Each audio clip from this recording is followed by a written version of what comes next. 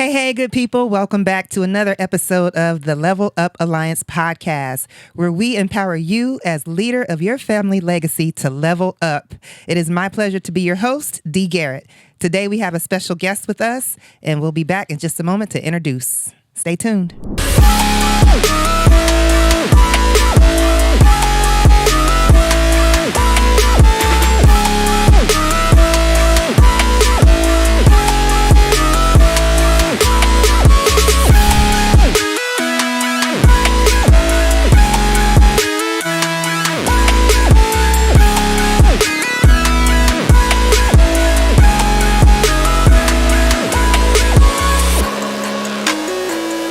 On today's episode, I have the honor of being joined by Dr. P, the money architect, where we are going to talk about wealth, entrepreneurship, and retirement, and many things in the money category. We know that one size does not fit all when it comes to retirement and planning products in terms of our wealth and our future. So he and I are going to talk about a few different things in that arena. And before I get started, first, let me ask Dr. P, can you share a little bit about your background and how you leveled up in this industry and how you got started in the brief 2 to 3 minutes? And my story is real simple, man. At the age of 17, I met somebody who had some insight into information, sat me down, educated me, opened my eyes to what I could have, if I follow the right steps. I did those things, and my life was never the same, and my desire and my journey and my purpose is to be able to share with everybody, inspire them, and get them on that same journey that I got on that changed my life. So that's my whole thing. That's awesome. I love that. And so would you say that it was a defining moment in your life that you can go back to when it was someone that had that influence on how to level up? Or did you even realize what was happening at that time? I had no clue, right? I mean, I was 17, 17 years old, bagging groceries at a grocery store, just trying to trying to make a little bit of money, trying to help my family and stuff like that. So at that point, me meeting him, I felt like it was a divine, like appointment, right? Because I was eager. I was thirsty for, insight. I was thirsty to be able to learn and grow better myself, right? I'm an immigrant, right? Born and raised in Ghana, West Africa. So, for me, I've always wanted to find a way to be able to improve my life and be better in whatever that I was doing, right? But at the time when he met me, I didn't know anything from anything, right? Mm-hmm. But I was eager enough to listen to him, right? And luckily for me, his office wasn't too far from where I worked. So I was able to stop by after work, go to his office, and just what he showed me at the age of 17 years old, I had never seen before, right? And I was like, man, if this thing is even halfway true, my life will forever be changed, and I can change my family tree, right? Mm-hmm. So that's really what made me just so excited when I first saw, like, man, I couldn't sleep that night. I just kept thinking, like, man, this is amazing. Where did this come from, right? And I felt like by me taking that advice, and literally the very next day, I went back to the office and started my journey, right? Mm-hmm. Putting a little bit of money away, $25 a month. $25 a month. At that age, I wasn't really, I'm doing okay, right? Because I'm working, making like $6 an hour. Mm-hmm. But whatever I could save up from what I saw, it completely just enlarged my vision, to what I could have if I stay persistent and disciplined and following that plan and doing that, changed my life forever, So I think everybody should be able to have a chance to be able to experience what I experienced at that age. That's what got me on this journey, to be able to share this message and be able to inspire and motivate people and kind of really get people on a financial trajectory. So I love that. And especially being such a young man and having another man have such an impression on you at that time, what would you say is probably the biggest mental shift that people really need in order to even open their horizons to see what's out there? I mean, because to be 17 years old and just be open to just and eager, but what would you say is the biggest mental shift people probably need? I think it's ego. Ooh. Right? I feel like, I think as I don't know, when you're young, like you have this full of energy, you feel like you understand life, you kind of just living life how you want to live life, right? And when somebody meets you, want to talk to you, a lot of times you're not really interested in having that conversation, right? But I felt like for me, the way he embraced me, the way he came to me with so much confidence in his posture, the way he talked to me, I felt that this man knew something that I needed to know, right? And the question was, am I going to take him up on his offer and meet him in his office, right? And for me, I felt like, hey, what could I lose? I'm working it as a bagging groceries and just trying to get through school. So if anything, I could learn stuff that could benefit and expedite my process of trying to get to financial freedom, right? And at the age, I didn't know what a financial freedom was. I hadn't even heard of the topic, right? You see what I'm saying? So to me, what he was saying in that first conversation made me feel like, you know what, he knew something that I needed to know. So that's what kind of like urged me, kind of put everything to the side. You know what, no matter what, I need to sit down with that man and learn what he has to teach me, because he was very well dressed, very sharp, very confident. Okay. I wanted to be like that, right? I wanted to see what he was doing different than I was doing, right? Mm-hmm. So that's kind of really what pushed me to talk to him. So yeah. And I love the fact that you even said ego, but I think for us being in the financial services industry, we're dealing with a lot of adults for the most part. So for him to approach you as a young adult, that was something, and you were impressionable. Yeah, for sure. What do you think is the biggest challenge as an adult, overcoming someone that may have that ego, as far as feeling like they already have it together, they know what they're doing, or, share a little bit about your experience on that side. The thing here is this, right? Because I was once filled with the ego, right? I felt like, I could do whatever I wanted to do, right? Even at a young age, I didn't have the money, but I felt like I was born to be great. I just always carry myself that way. The way I walk, the way I talk, I just always, anybody that know me from even back then, they could see it, right? But for me, when I sit with people, right, because I know that pride and ego is there, my approach is very different, right? I don't go in there as somebody that knows everything, right? I go in there with humility. I humble myself, right? Okay. And my goal is to be able to get them to be a place where we're on the same, I'm not here, they're not here. I want to get to where we are right here, right? So we can have a conversation, especially when it's a husband and a wife, right? A lot of times, it's the wife that's more eager, right? The husband, they think this, I'm the man in my house, I know everything, we're good, right?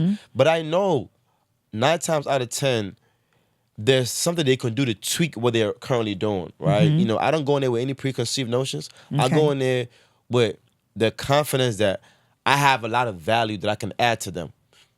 No matter how small or big, there's been not a single family I was able to sit down with that I wasn't able to impact one way or another. Even if it's just education, I felt like I needed to be there to share with them, right?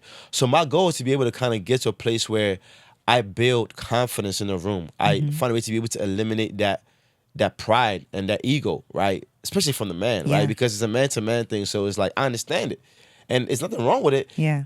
But it's my job to be able to kind of just bring the volume down. Yeah. Right? And it's all through just my posture, right? My mannerism, the way I communicate, the way I speak. I'm not going in with arrogance. I'm very humble, right? Yes. Because I want them to see what I experience, what I've been able to help other families to be to achieve, right? In order for me to be able to do that, they have to be open. Yeah.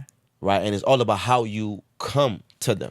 Right? Facts. So because like I said, I believe in what I bring to the table, but they haven't seen it yet. Yeah. They've heard from a friend or family, but they haven't got to experience it yet, right? And so it's my job to be able to kind of bring everything down, get us all on the same page and just have a conversation. I love At that. the end of the day, it's all it is. It's just a conversation. It is. It is. Right? Everybody wants to do better. Absolutely. Right? And a lot of times they've been maybe cheated in the past or they've been mishandled in the past, so they already got walls built up. And I'm going in there, I have no idea what I'm going to face, right?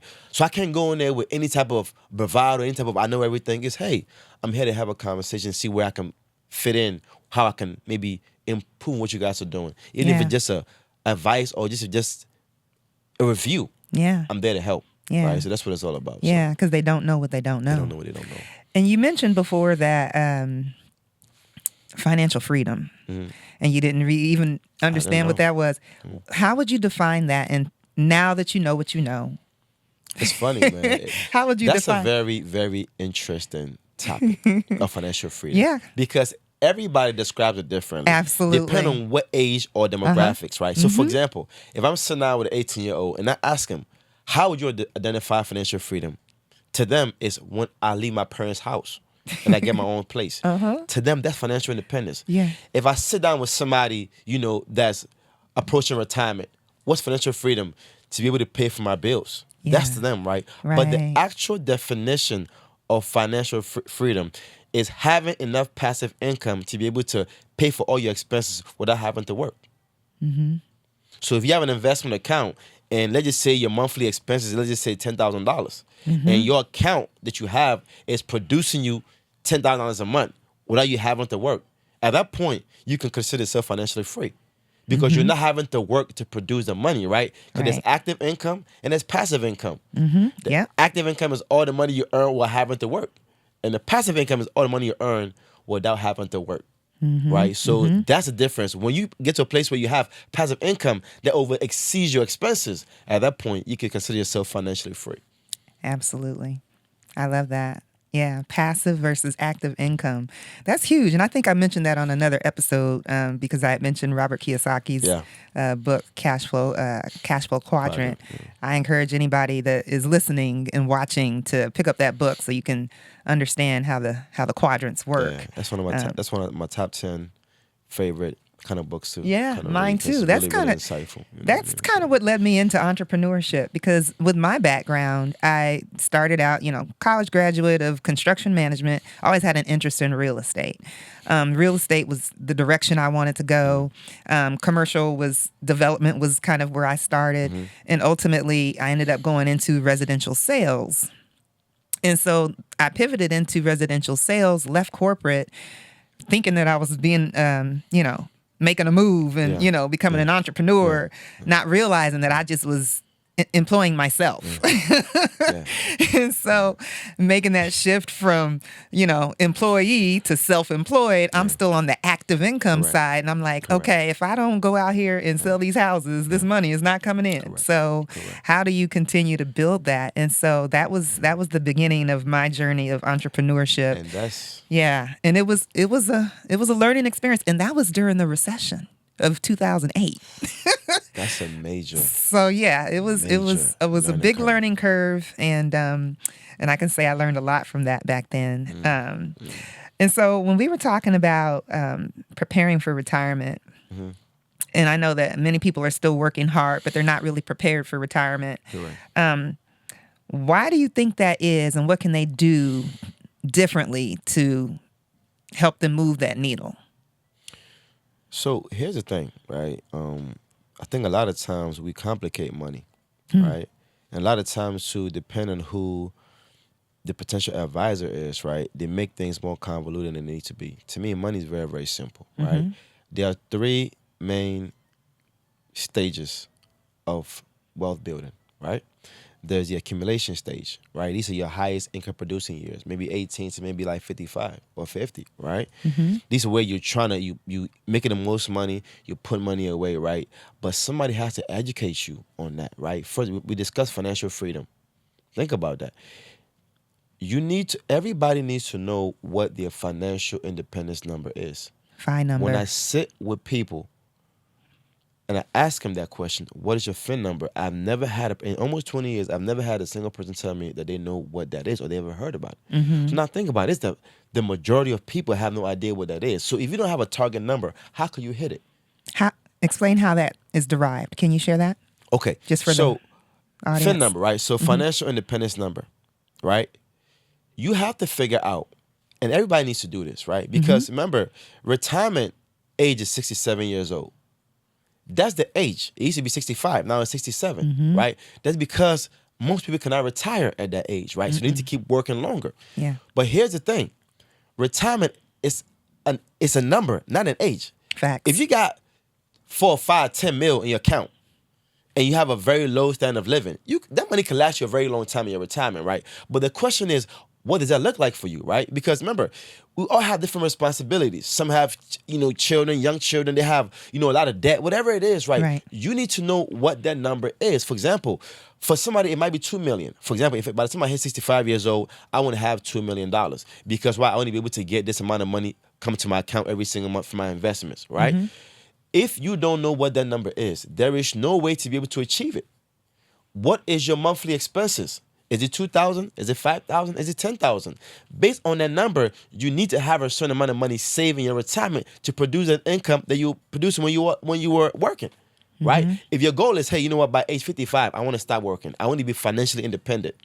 Okay, what is my monthly expenses, or what do I think my monthly expenses is going to be at that age? It may not be perfect, but you want to kind of get an approximation of what the number is going to be. And then you work backwards. Okay, what do I have saved right now? If I want to be a financially independent by age 55, how much money do I want to have to be financially independent? Is it $2 million? So if it's $2 million and I only have $10,000 saved, what do I need to do every month to be able to achieve that $2 million? Right. Well, how much do I need to earn on my money? Because remember, interest rate on your money is a huge factor into how much money you get to have by your retirement age, right? So it's a multitude of factors. But number one, how much do I have saved right now? Number two, when do I want to be financially independent? What age? And number three, how much money do I want to have when I get to that age? Everybody's going to be different because of different circumstances. Somebody might be $500,000. Somebody might be $1 million. Somebody might be $5 million. Somebody might be $2 million.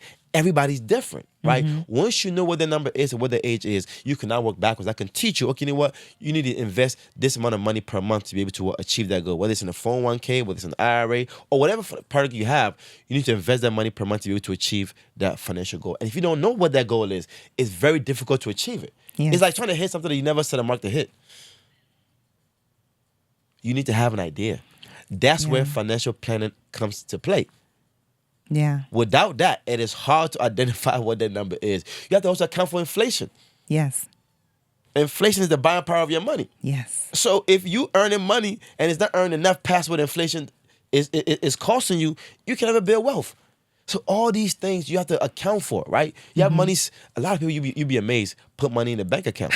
The bank account is paying you 0.05% on average. But then they say, I have a high interest savings account, but they don't take inflation to it. Man, come on, man.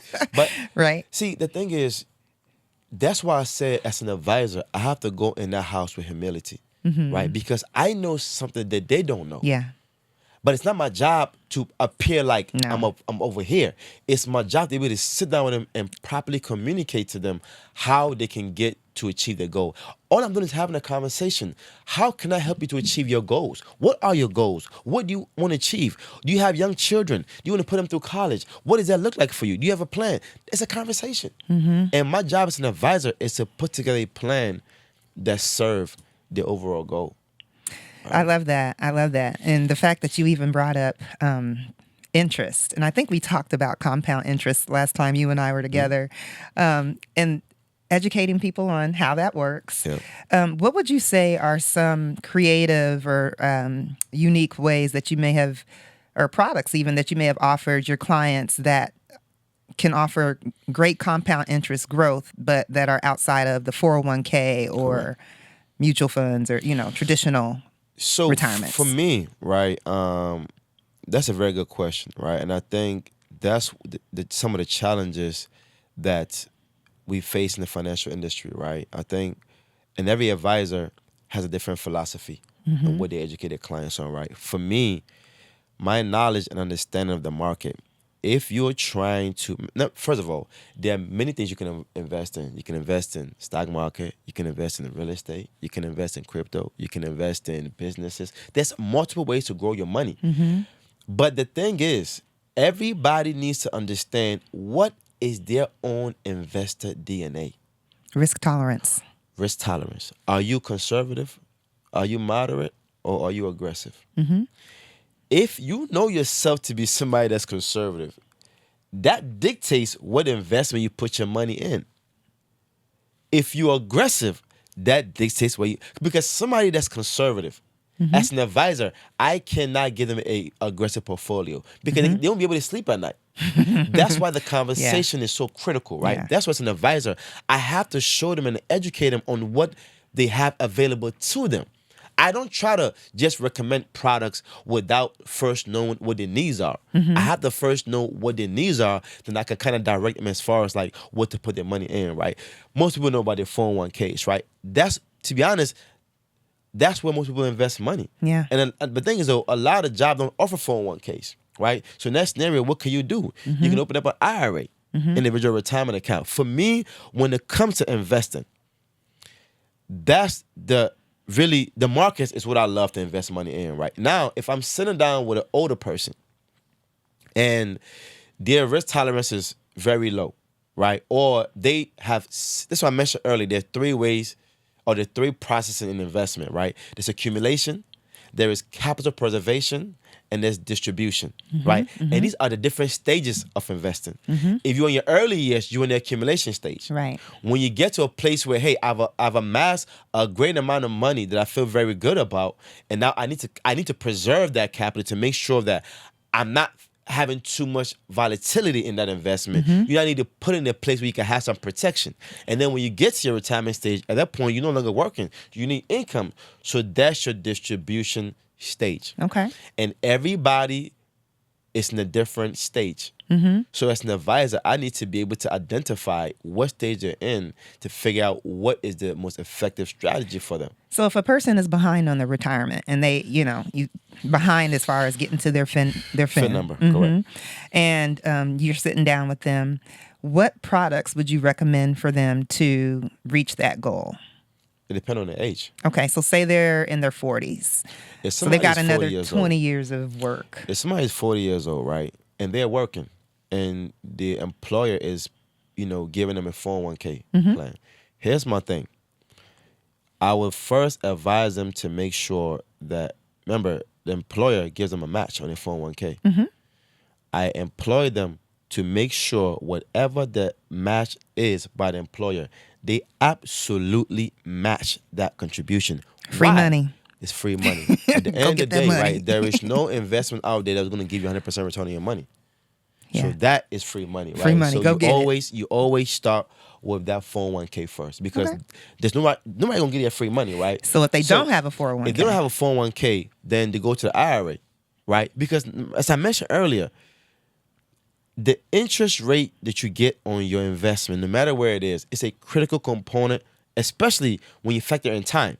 The longer you have, the less money you need to invest to be able to achieve a potential goal. The shorter time you have, the more money you need to invest and the higher rate of return you need to get to be able to achieve your overall goal, right? Okay. So if somebody, let's just say 40 years old, very, very behind, and the thing is, like, behind is relative. What are we talking about? Like, they're just starting out. They don't have nothing. If they have maybe 100,000, 200,000, okay, they're somewhere, right? Let's if say they have zero. Right. They might maybe they just had a divorce and they had to, start from scratch. If they have zero, like I said, first is the 401k, right? To get the free money, the free match. But if you don't have a 401k from your job, you open up an IRA. Okay. If you are a self-employed person or you own a business, open up an IRA, right? Okay. And you contribute whatever the max is. For example, it's the max is what? Depending on your age, it's 7,000 and above, right? You have the catch-up rate, right? So you open that, right? And you fully fund that. Now, once you fully fund that, the question is, do you have enough or additional money to be able to do other things, right? Right. But don't forget, the IRA, you cannot touch that money for a certain period of time, because if you do touch it before that particular time, you got to face penalty and taxes, right? Yes. So I also advise open up a non-retirement account, right? There's also investing, it also grows, but you don't have those government sanctions and those government restrictions. For example, the money can be invested the same way that as the IRA is invested, right? So for example, you put in $10,000 in, let's just say 5 years, the money is now worth, let's just say $50,000. You now have a $40K profit on that money, right? What kind of account would that be? It's called non-retirement account. Non-retirement. Yeah, non-retirement. Okay. So remember, every retirement account is defined as a qualified account. Yeah. Right? Meaning that the government has rules associated with that account.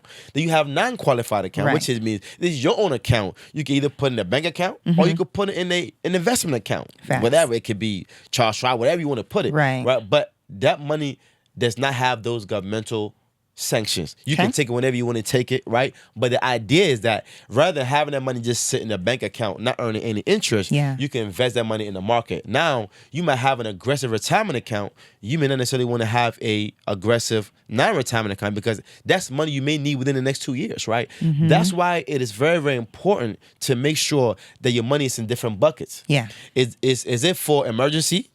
Is it for maybe a 2 to 5 year game plan, or is it for retirement? You see what I'm saying? So if it's for retirement, you can't mess with it too much. Right. If it's for a 2 to 5 year game plan, hey, this money is set aside for my 2 to 5 year game plan. Yeah. So if I want to buy a house in 2 to 5 years, right, this money is for that. Or do I have an emergency account? To me, I advise everybody needs to have a 3 to 6 month emergency account. Yes. Because here's the thing. You and I don't control when an emergency happens. Facts. And an emergency is guaranteed to happen. We live a life. That's another fact. Right? Yes. So the thing is, are you prepared for when it happens? Most people, unfortunately, are not. Think about it. 78% of the population don't even have $1,000 safe in the account. 78%. Yeah. So now think about if an emergency happens and you are not prepared for it, what's going to happen? What do? You now revert to using what? Credit cards. So you're not going back further into debt. So having an emergency account is something. It's a process you build over a period of time. So now you figure out what is my monthly expenses or what is my monthly income. If my monthly expenses, let's just say $5,000 per month, then I'll know I need to have 3 times minimum of that in an account somewhere where I will not touch onto an absolute emergency. Yes. And then I have my, play money is my banking account where I pay my mortgage out of, I pay for my expense out of. But you need to have a plan for your money. That part. That's a fact. Right? If you don't, your money is in one place where everything is coming from, right? You don't want it to be there because it's very tempting to touch the money when you see it. Yeah. I had a client that I was going to walk her through moving some money from her savings into another fixed account that she has because she was going to let it build up over time and then take a chunk. And I literally just reached out to her today, matter of fact, before this, and I'm like, hey, you ready? It's time. It's been like 6 months. Yeah. And she was like, an emergency came up, and I'm like, okay, so have you been working on replenishing? That's the next question because Life happens. Yeah, it definitely happens. And so I think it's imperative even to be educating our young adults, because I have a 19-year-old daughter and she's just now entering adulthood, and I'm trying to still educate her on money and how to manage her money and expenses and how to prepare. I mean, she's been told money doesn't grow on trees all her life, but now that she's, in adulthood and sees it a little differently, and I'm like, okay, it all these little blowout tires and whatnot, life happens. It does happen. Very, see, that's why the planning is so vital. Absolutely. So it helps you to be able to foresee these things. And speaking of life happening, let's talk about insurance, because insurance products is another place that people, non-qualified retirement plan, if you want to set it up that way, because again, it can protect your life, but also give you liquidity if you need it. It can give you a consistent growth. What's your experience as far as advising clients on something like an indexed universal life policy or a whole life policy or something? Let me get it, a permanent cash value life policy ultimately. Okay. So first of all, there are, to me, my experience, there are 3 major forms of insurance that people, in my experience, clients I've seen, that I've dealt with, I've seen have, right? It's either term, it's either group life through their job, or it's through a whole life policy and the different variations of a whole life policy, right? So as I mentioned, me personally, when I sit with people, I first need to identify, once again, what their needs are, right? So the key thing is this. I'm a firm believer in making sure that you have adequate insurance. Because here's the thing. The vast majority of people, when something happens to them, they go do a GoFundMe, right? And GoFundMe is never enough money to be able to cover all the things that you need to cover in your absence of a loved one, right? So I first identify, and I want to advise people with this, do this, right? Figure out what is your monthly income or what is your yearly income. If it's $100,000, for example, okay, figure out, okay, if I bring in $100,000 into my household and that $100,000 is what, okay, let's speak from the position of a breadwinner. Let's just say from the breadwinner, it's only one person bringing in income to the household, right? So let's say, and this can be applied to a double income household. Okay. I'm just saying just for simplicity. Okay. Let's say you're the breadwinner of your household and you bring in, let's say, for example, $100,000 per year into your household. Right, which take care of all your expenses, college, mortgage, car, your credit card debts, what student loan debts, whatever that is, right? And that $100K is absolutely vital for your family, for your wife and your children, right? For yourself to pay for those debts. God forbid, if you pass away prematurely, what happens to your income? Does it stop or does it keep coming? It stops. Right. But what about those responsibilities? They keep coming. Absolutely. The question is, do you have a source of means for your loved ones who are not remaining to take care of those responsibilities when you're not present? If you don't, you got a problem. Right? Yeah. It's either you have a boatload of money sitting there that you saved that can hold the family down for some time. And if you don't, that's when insurance becomes so vital. Right? Because insurance can be used to replace those like monthly expenditures, right? Now the question is, what type of insurance should I get? That's where a lot of the difficulties and challenges come. Right? Me personally, what I found to be the most effective way to give people the maximum insurance coverage for their need is through a term policy. Why? Is because term is the most cost effective in my experience, right? Because for example, if I sit down with somebody, they make $100,000 per year, right? If they pass away, the 100K is not gone. The family still need 100K per year, right? Yeah. How are you going to replace that money? So to me, you want to have ideally 8 to 10 times your income. Okay.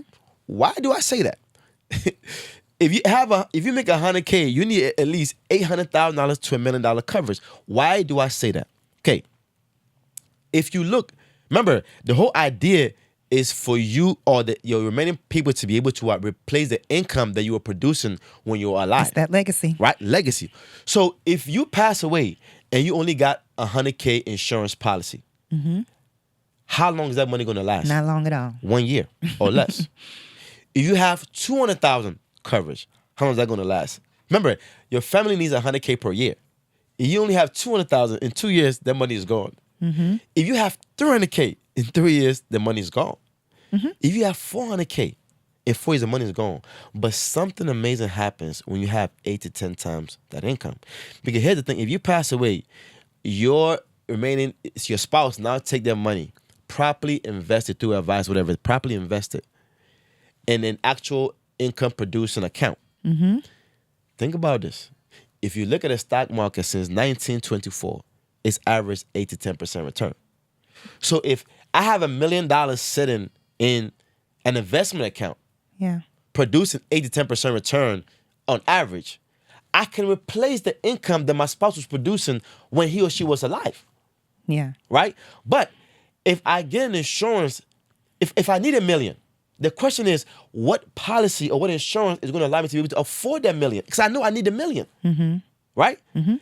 To my experience, term to me is the most cost effective. Now, if you can afford some different types of the whole life, whatever it is, then guess what? You know you need $1 million. But for me, the average person already struggling to make ends meet, the term is the most cost effective.